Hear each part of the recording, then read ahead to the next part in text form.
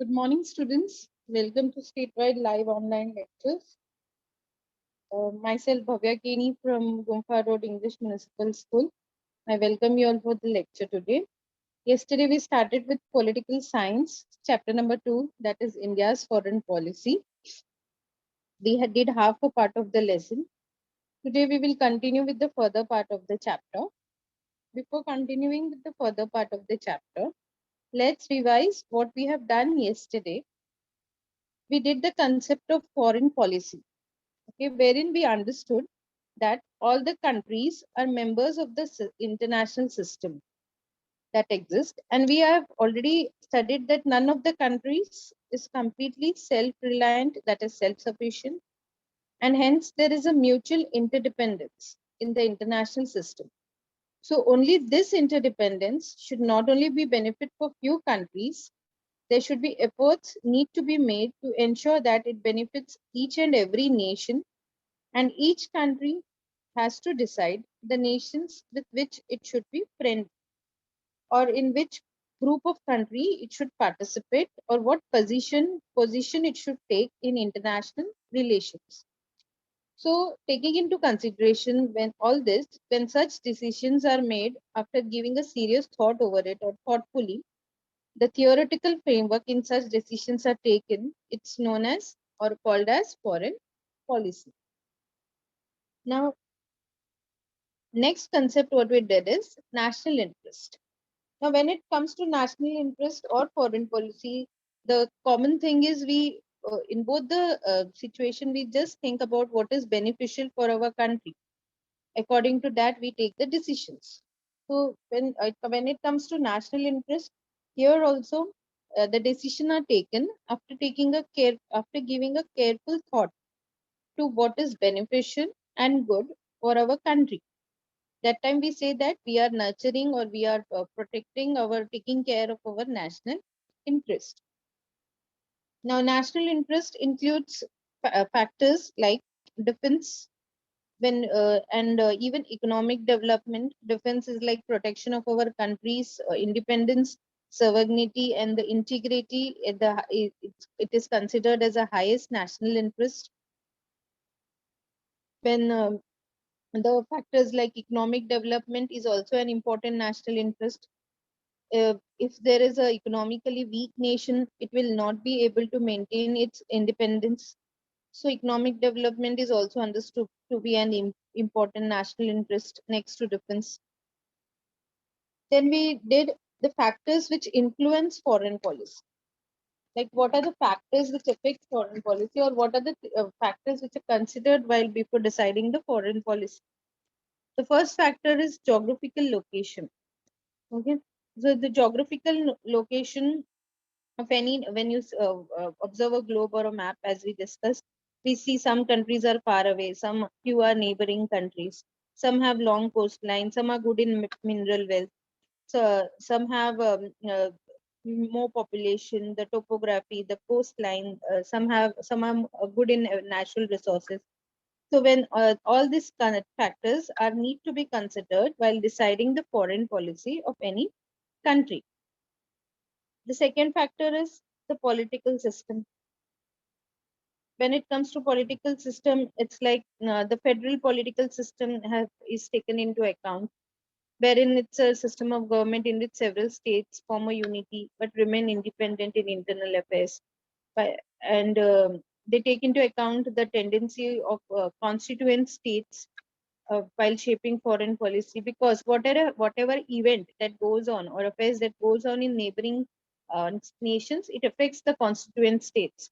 Like example we gave is the events in Sri Lanka may affect in Tamil Nadu, and those in Bangladesh will affect West Bengal and Northeast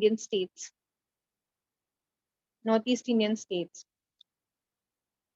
Then the third factor, what we did is economy.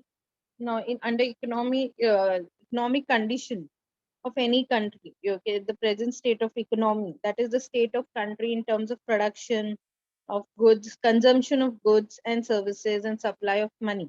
Okay, it's very important while deciding the foreign policy. So for the foreign policy, you can say it is shaped to need, or you can say it is a need to establish economic relation with other countries. For- and there is import, export, participation in world trade done. It is all aimed at strengthening the economy of the country. The in today's world, the issues of economic security is as equal important as national security. We can consider a country as powerful if it has good or strong economic security, and the countries having strong economy are less dependent on other countries and can have independent foreign policy. The next point, that fourth point we covered under factors is national leadership. Under national leadership, we understood that it's the role of president, prime minister, foreign minister, defense minister, finance minister, and home minister while deciding the foreign policy. They what they do is they try to maintain the continuity in the foreign policy, and they try keep on improving it. Then the fifth factor is the administrative factor, the management factor. We There are certain administrative factors like Ministry of External Affairs, Foreign Secretary, embassies in different countries, diplomatic officers who help in involved in creating the foreign policy. But the ultimate final decision of about the foreign policy are taken by the Prime Minister and the Minister of External Affairs. The administrative officers, which I mentioned, they just help to collect the information which is needed to shape the foreign policy. They analyze it and they give appropriate advice based on it. And the final task is completed by the National Security Advisor of the country. We also covered the point which is objectives of the India's foreign policy, like what is the aim. So that under it we understood the directive principles of our state policy, which is mentioned in our constitution, Article 51. It lays down the broad framework for foreign policy. What it's been said according to it, India should give priority to safeguard, protect like international peace and security, and resolve our international problems and disputes by peaceful means. And the objective, the main objective, you can say, of foreign policy is to be maintain friendly relations with other countries or with other nations and respect the international law. So our India's foreign policy, you can say, has been developed in this framework. We also did few more objectives or some more objectives which comes under India's foreign policy. So it is like we have to maintain friendly relations. But while maintaining friendly relations with neighboring countries, we have to make sure that the defense and security of our country, okay, the act of protecting or defending our country from any kind of attack or any kind of invasion, it should not be affected. We should be friendly, but at the same time, we should keep it in mind that the defense and security is not affected. Even we should not compromise or agree over the geographical boundaries of our country. We should protect the unity, okay, of and integrity of our country. We should protect the interests, what interest, like you can say, what is beneficial for Indian citizens who are residing in other countries. And this responsibility is fulfilled by the Indian embassies, which is located in different countries. And we need to establish economic and commercial relation with other countries. For the ultimate motive is for the economic development of our country. So this is the part which we covered yesterday.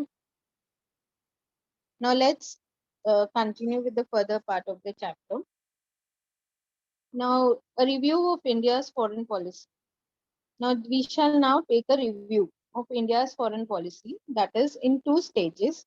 The period from independence to 1990, that is the first stage, and the second stage will be from 1990 till date.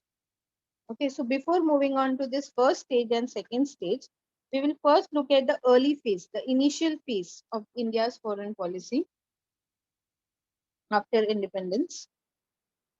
Now, our first Prime Minister, that is Pandit Jawaharlal Nehru, he shaped India's foreign policy in the early period. Now, he always opposed colonialism. Colonialism means the practice when you of acquiring full political control. over another country, occupying it with their settlers there and exploiting it economically. Okay, so this term or this concept of colonialism was opposed. He was against colonialism, and he opposed colonialism in foreign policy as well. He took an internationalist position. Internationalist position means he was the one who believed in cooperation and understanding between all countries or all nations. And he gave priority to global peace. Global peace means peace worldwide, all over the world, and security.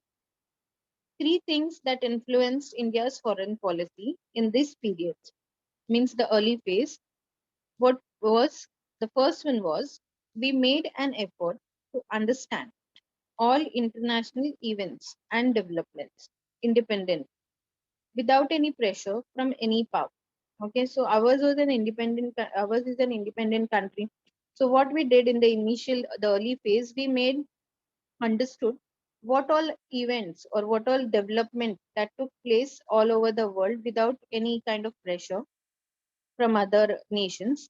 And peace was the only central feature of our country's foreign policy. Now, at that period, we had threat. Threat means danger. Danger from countries like China and Pakistan. Okay, like the the China attacked India in 1962. Then the India-Pakistan war, which took place in 1964, 65 over Kashmir issue. Then again war in 1971 and 1999. So there was a danger for India, the threat from China and Pakistan during that period.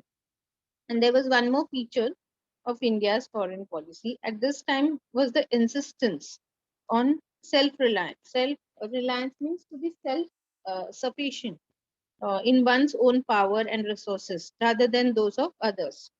So these were the three factors or three things you can say which influenced India's foreign policy during the early flip phase. Now, in the beginning, what India did is India decided to improve relations with countries in Asia. Okay, countries in Asia, which include 48 countries, among them like Japan, China, Indonesia, Singapore, etc. Now, efforts were taken to cooperate with Asian countries in order to achieve development and keep our independence intact. What did India do? India tried to improve relation with all these countries in Asia so that we can cooperate with them as well as we can achieve development. At the same time, it should not affect our independence as well. So this concept of regional development, like regional development, you can say the provision of aid and you can say help and other assistance to regions which are less developed. So it later expanded to include Africa as well. So initially it was with countries in Asia, then it included Africa. But what happened is some Asian and African countries, they participated in the military pacts. So we understood about the military pacts during Cold War, which was started by America, United States of America, and Soviet Union, with the NATO, which was a North Atlantic Treaty Organization led by America, and the Warsaw Pact, which was led by Soviet Union. So this some of the Asian, not all, but some of the Asian and African countries, they participated in the military pact led by America and Soviet Union. So because of this, it stopped the process of regional development. And after this, countries of Asia and Africa, which did not participate in this military pact, they supported the concept of non-alignment. So we have also understood the concept of non-alignment in the previous chapter, wherein the countries which did not join either of the superpower, that is America and the Soviet Union, they accepted the concept of non-alignment. So peace and freedom, it became the fundamental principles. That is the basic and important principle of non-aligned policy. And during this early phase, India had to face conflict with the neighboring countries. like fight with neighboring countries. War happened between India and Pakistan over Kashmir question. Okay, it was in 1947 to 1948. You can say it was we can say it's the first war over princely state of Kashmir. And in 1965 again, that was over the status of Jammu and Kashmir. In the third war that happened in 1971, Pakistan broke apart. Okay, now this for Pakistan it was previously like East Pakistan and West Pakistan. Then they started a movement, and finally East Pakistan was liberated and Bangladesh was created out of it. So it happened in 1971. Pakistan broke apart and independent Bangladesh was created. In the decades of 1970s, there came about some stability, you can say some firmness, so in India's foreign policy. India had risen as a powerful regional power in South Asia. India had become powerful country among other regions in South Asia, among other countries like Afghanistan, Bangladesh, Bhutan, Nepal, Pakistan, Sri Lanka, and Maldives. Now, what did India do? India conducted nuclear tests in 1974. Like what, how it's India tested the nuclear test was done by India by exploding of nuclear weapon to check its effectiveness. And India had proven that they are also capable of using nuclear power. Then from 1980, there started some changes started taking place. And in order to increase cooperation among South Asian countries, South Asian Association for Regional Cooperation, that is SARC, which has 7 members, which is Bangladesh, Bhutan, India, Maldives, Nepal, Pakistan, Sri Lanka. It was established in 1985 with the aim for economic, technological, social, and cultural development. And India's initiated means India begin a dialogue, like discussion, you can say, to improve relations with China. India also started interaction with America as well for cooperation in the field of India's security or defense, like Army, Navy, Air Force as well. So this part is the early phase of India's foreign policy. Now we will look on into the first stage and the second stage of India's foreign policy. Now the first stage of India's foreign policy from 1947 to 1990. Here India adopted the policy of non-alignment in the context of Cold War. Cold War, that is from it was the period of Cold War, that is from 1945 to 1991. So India did not join any of the superpower, and they accepted the policy of non-alignment. So as a result, priority was given to maintain friendly relation with all nations. So as India did not join any of the superpower, India was had a friendly relation with all countries, you can say, and to take help required for development from different countries. So India could take help from different countries in terms of development. Due to the policy of non-alignment, India could get aid from both the superpowers. Because India had accepted non-alignment, not to join any of the superpowers. So in that way, because of that, India could take help from America as well as the Soviet Union, both the superpowers. There was a lot of stress on improving, or you can say strengthening, India's defense. So during this first stage, so that there was lot of stress or a lot of pressure, you can say, to make India's defense system strong in terms of technology for India's use of equipment, defense equipment like gun, rifle, missile, artillery, machine guns. So the technology which was required for this, it was imported, okay, imported from other countries. So Soviet Union, France, and Germany, they helped India in this matter. In this period, India had to face challenges. A lot of difficulties India had to face during this period. This included the conflict with Pakistan, as we discussed the war with Pakistan and the creation of Bangladesh and the conflict with China as well. India proved her nuclear capability by testing of nuclear by conducting a nuclear test in 1974. So this includes the first stage, that is 1947 to 1990 of India's foreign policy. Then we will understand the contribution of Pandit Nehru, that's our first Prime Minister, to India's foreign policy. Now his stand means he always supported and he always took a firm decision. He was always in a decision that India should be independently understand the global and international affairs, like whatever event and activities that involve government, politics, economies, etc. of different countries. India should independently understand that. He followed up with the policy of peace. Okay, he always gave importance to peace while having relation with other countries of the world. Now, the second stage for India's foreign policy, that is from 1991 till date, India's foreign policy became more comprehensive. Comprehensive, which means which includes everything that is necessary, and it became dynamic in the second stage. Means there it was subject to a lot of change and included many things in second stage, that is from 1991 till date.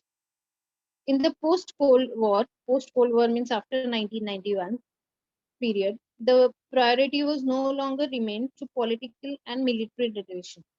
So the importance was not only given to political relations like arm export, migration, international agreements or treaties, organizations, diplomatic relations, and military organization. Several dimensions, several other dimensions like extent like economy, trade, education, technology got included in foreign policy.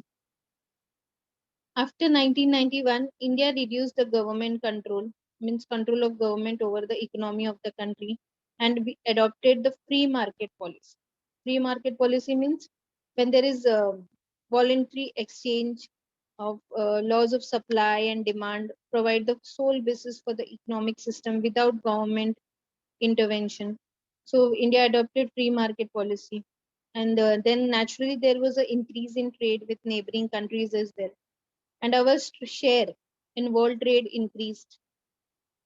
Even world trade, this when we adopted this market free market policy, our share in world trade, like which deals with global rules for trade relation, trade between nations. It ensures that trade flows on as smoothly, predictably, and freely as possible. So so efforts began to be made to increase the rate of economic growth. Rate of economic growth means our the percentage change in the value of all goods and services produced in a nation during a specific period of time as compared to an earlier period. So this was the India's foreign policy starting from 1991. Then in the decade after 1990, we also our relations with countries, South Asian countries like Singapore, Thailand, Vietnam became strong. So our trade exchange with Israel, Japan, China means the trade relation, the exchange, import, export with the countries, with these countries, and European Union. European Union, which includes 27 member states located in Europe, like Belgium, France, Germany, Italy, Netherlands, Ireland, Denmark, etc., increased. So there was a lot of trade exchange or trade that took place between these countries and India during the second stage. And now India began to participate in organizations at international and regional levels more than before. So compared to the first stage, India started participating with many international and regional organizations. For example, G20. Okay. G20, it's like 19 countries and European Union together, which include countries like US, USA, China, Argentina, Saudi Arabia, Indonesia, Italy, etc. Now, in G20, it brings together the most important industrialized and developing economy to discuss international economic and financial stability. It is basically the policy coordination between its member countries so that they can achieve global economic stability and sustainable growth. It aims to promote financial relations regulation that reduces risk and prevent future financial crisis, any kind of financial problem, to create new international finance architecture. So, so India also participated in G20, was a part of G20, and BRICS means B for Brazil, R for Russia, I for India, C for China, and S for South Africa. So it is these countries are these five countries are the largest emerging market economies. They promoted peace, security, development, and cooperation. And it aimed when this international organization was formed, it aimed to deepen and broader intensify cooperation within the grouping and among the countries for the more sustainable, equitable, and mutual beneficial development. So during this phase, India also participated with this international and regional level organizations. Then our relations with America strengthened, means became strong. Mutual trust grew, means we shared a belief that we can depend on each other to achieve a common goal or purpose. India's status rose in international community, means India had a higher status when it came to as a in comparison to other countries of the world. India's nuclear policy. India's nuclear policy, it's an important part of India's foreign policy. It had in India's nuclear policy, students, it was like we no first use policy. Like according to this policy, it was like nuclear weapons will only be used in retaliation. You can say against a nuclear attack on Indian territory or on Indian forces anywhere. So we will only use nuclear weapons only when there is to just fight against the attack on Indian territory or Indian forces. And other terms that included like sufficient and survivable nuclear forces should be made available to inflict unacceptable damage to the enemy. Nuclear forces must be operationally prepared at all times. This was included in India's nuclear policy. Even effective intelligence and early warning should be given about any kind of attack. So such capabilities should be developed. And if a country invades India, means attacks India by a nuclear mission, its retaliation means when we respond them back, it will be much massive and much terrible that the enemies will experience an unacceptable damage and would not be able to recover easily. And there are a few more terms like this. It is an important part of our India's foreign policy. Now you must have studied the meaning of nuclear energy and its uses in subjects like history, geography, or chemistry. Having understood the importance of nuclear power means use of nuclear reactors or reactions to produce electricity. India undertook nuclear energy program immediately after independence. Okay, so India undertook the nuclear energy program, which is nuclear energy is like energy released during nuclear fusion, especially used to generate electricity. So for this, India established departments like Department of Atomic Energy, which was established in 1954, wherein it was the development of nuclear power technology, application of radiation technologies in the field of agriculture, medicine, industries, and basic research. And Indian Atomic Energy Commission was established by India. It was set up on 10th of August 1948 and organized research in atomic science, train atomic scientists in the country to promote nuclear research in Commission's own lab in India took place. The first chairman of Indian Atomic Energy Commission was Dr. Homi Bhabha. Even though we had electricity generation was the main purpose behind the program, it was also aimed to create military capability. Means to make the military capable with the use of weapons or defense equipment. Now, as a consequence, India conducted her first nuclear test in 1974. India built nuclear weapons like bomb, missiles that uses nuclear energy to cause explosion, and conducted nuclear tests in 1998. We have also made missiles. Missiles is like a flying weapon that has its own engine, and so that it can travel a long distance before exploding at the place that it has been aimed at. So India has also made missiles which carrying nuclear weapons, and Air Force which secures Indian airspace and conducts aerial warfare during armed conflict, and the Navy is the country's our country's sea force, which aimed a force that fights at the sea in the times of war. So we have made missiles carrying nuclear weapons, and the Air Force and the Navy they have been enabled to use it or trained for it for carrying them.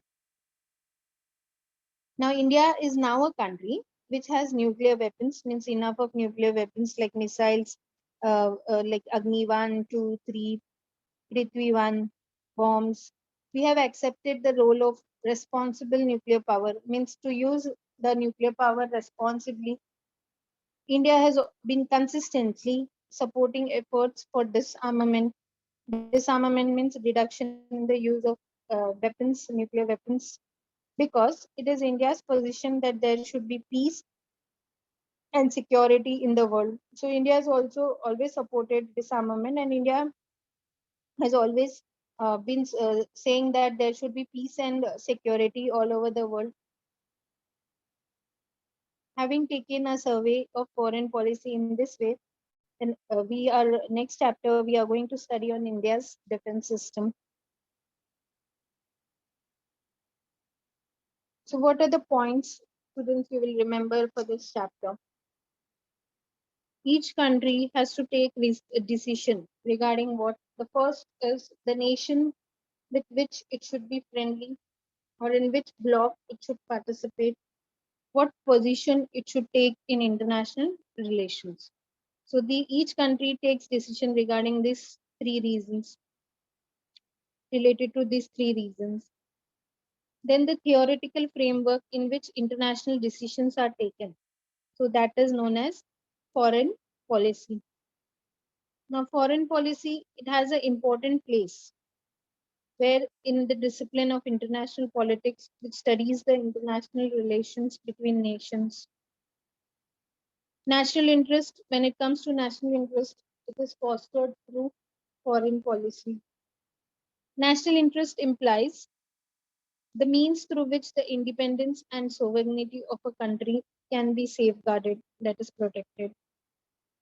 Now, factors which includes national interest, which I have explained you all. The first factor is defense, that is protection of our country's independence, sovereignty, and integrity. Economic development, why? Economically weak nation will not be able to maintain its independence. What are the factors which influence foreign policy? Its geographical location, political system, economy, national leadership, and administrative factor.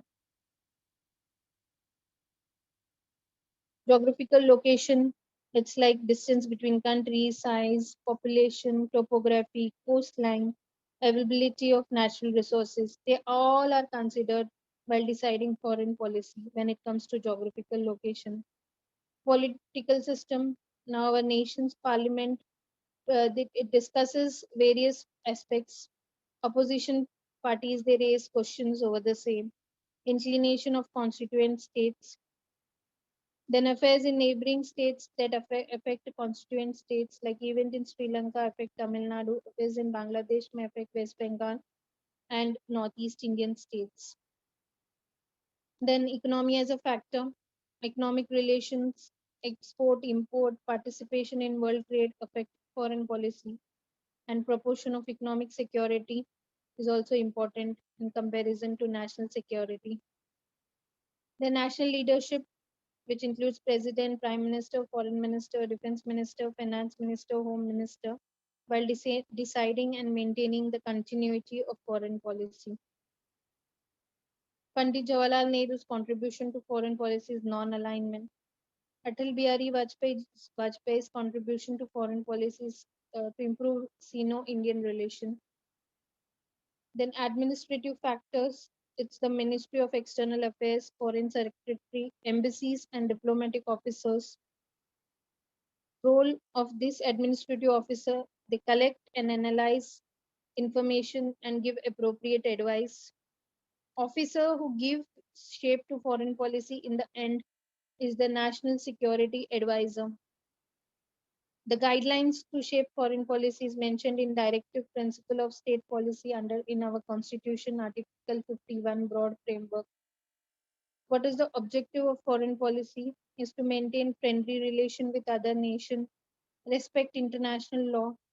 Other objective includes ensure defense and security of India is not affected, no compromise over security of geographical boundaries, protect unity and integrity, protect Indian citizens living in other countries through embassies, establish economic and commercial relations with other countries. Now, the first stage of India's foreign policy, that is the period from independence to 1990. Second stage is from 1990 till date.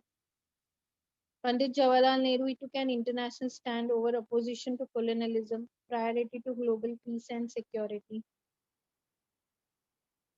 Factors which influence India's foreign policy during early phase. Its independent understanding of all international events and development without any pressure from any power. Threats from China and Pakistan. Insistence on self-reliance. What now? Which are the countries that supported the concept of non-alignment? Countries of Asia and Africa which did not participate in military pacts led by either America or Soviet Union. Now, fundamental principle of non-aligned policies is the basic and important principle is peace and freedom. Wars between India and Pakistan was over Kashmir, question 1947 to 48, 1965, then creation of Bangladesh in 1971. India conducted nuclear test on 1974. Developments from 1980, it's South Asian Association for Regional Cooperation, SARC, was established. India initiated dialogue to improve relations with China. India started interaction with America for cooperation in the field of security. First stage of India's foreign policy 1947 to 1990, wherein India adopted the policy of non-alignment, which ensured aid for both superpowers. Stress was given on strengthening India's defense. India imported defense technology from Soviet Union, France, Germany. Second stage of India's foreign policy included started from 1990 till date. It included other dimensions like economy, trade, education, technology. After 1991, government control reduced over economy and free market policy was adopted by India. Efforts were made to increase the rate of economic growth. Strong relation with South Asian countries like Singapore, Thailand, and Vietnam. Trade with Israel, Japan, China, and European Union increased. The participation of India in G20 and BRICS, that is countries with Brazil, Russia, India, China, South Africa. Mutual trust with America grew. Establishment of Department of Atomic Energy and establishment of Indian Atomic Energy Commission. And the first chairman of Indian Atomic Energy Commission was Dr. Homi Bhabha. So few dates and events here. 1947, India got independence. 1947 to 1990 is the first stage of India's foreign policy, which you should remember. 1990 till date is the second stage of India's foreign policy. 1947 to 48 war between India and Pakistan over Kashmir question. 1965 war fought between India and Pakistan again for Kashmir questions. 1971 it's a independent Bangladesh was created. 1974 India proved nuclear capability by conducting nuclear tests. 1991 onwards India adopted free market policy. Then decade after 1990 India's relation with South Asian countries became stronger. 1998 India built nuclear weapons and conducted nuclear tests. Decade of 1970s some stability came out of India's foreign policy. 1962 India fights a war with China. Now let's we have completed the chapter. Now let's do the evaluation part. The first one here is dash was the question here is choose the right option and you need to rewrite the sentence. The first one is dash was established to increase cooperation among the countries of South Asia. The options are ASEAN, SAARC, SEATO, BRICS, BRICS. So the correct answer here is SAARC, that is South Asian Association for Regional Cooperation. Second is the concept of regional cooperation was expanded to include dash as well. So which countries, whether it was South West Asia, Southeast Asia, Africa, or Latin America? The answer is Africa. You need to write the full statement with the answer again, students. India could get aid from dash, whether it's USA, USSR, both the superpowers, none of them. Correct answer is both the superpowers. The next is again the choose the correct option and rewrite the complete answer. This was the main objective behind establishing the Indian Atomic Energy Commission. Options given are enhance military capacity, conduct nuclear tests to stop the proliferation of nuclear weapons, production of atomic energy. The correct answer here is enhance military capacity. Second is the following is now the objective of all the nations of the world. Options are atomic development, economic development, nuclear test, security system. So the objective is economic development is the correct answer. Then the dash is an important aspect of India's foreign policy.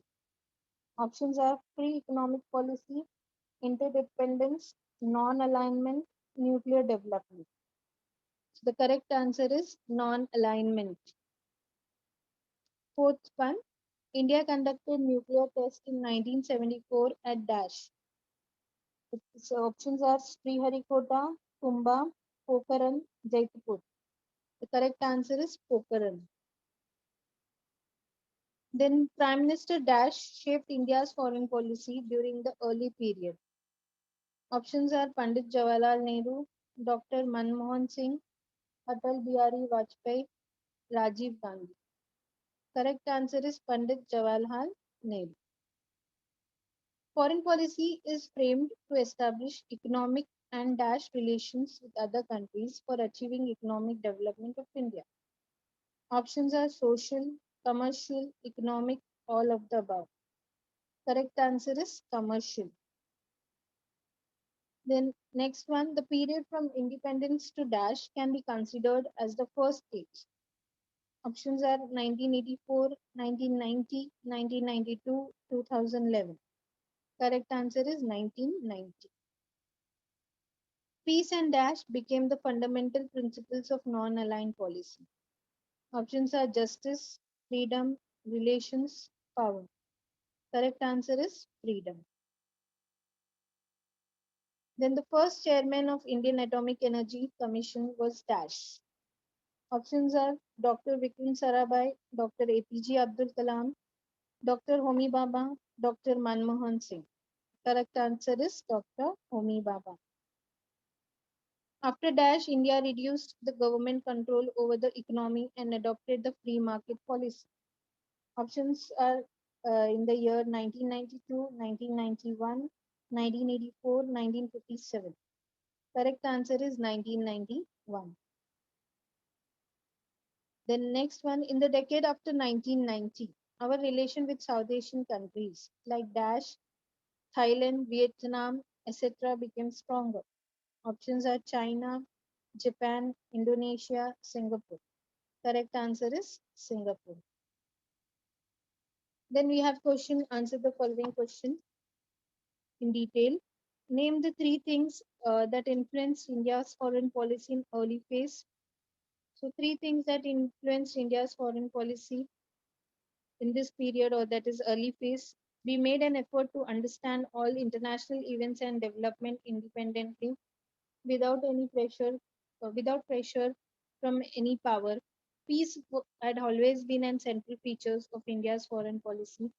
The threats from China and Pakistan were also taken into account. And one more feature that included India's foreign policy at this time was insistence on self-reliance, to be self-reliant.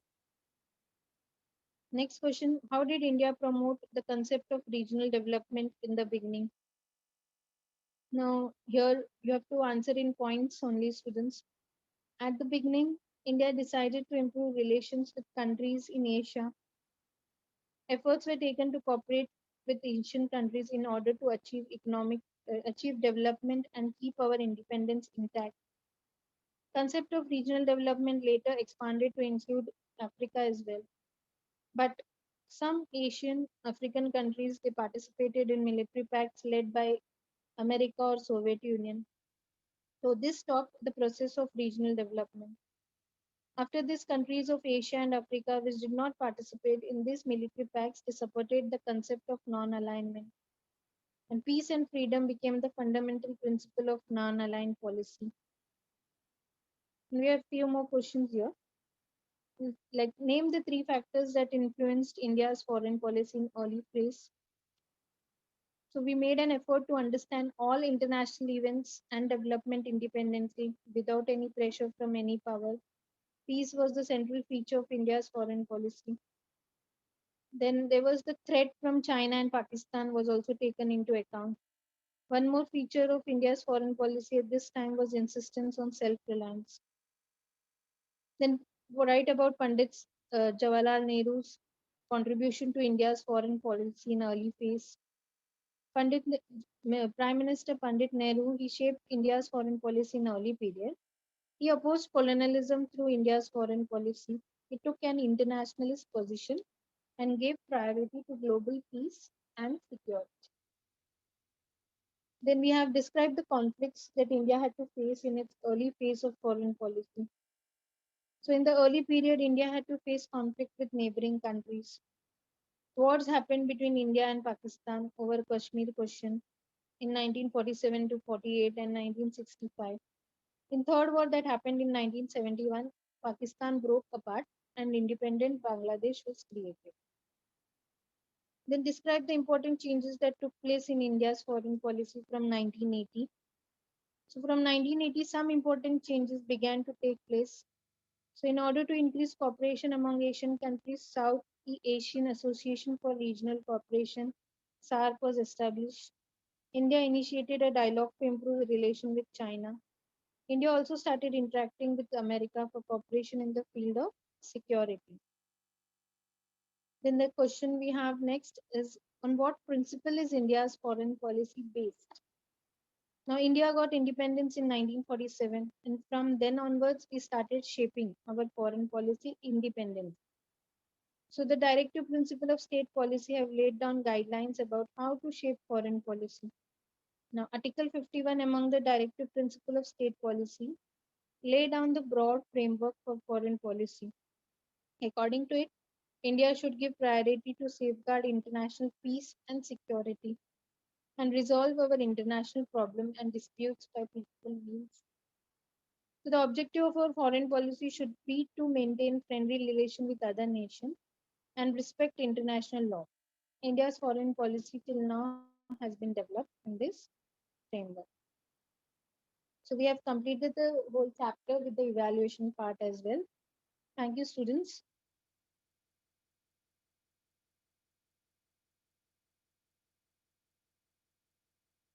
Ma'am?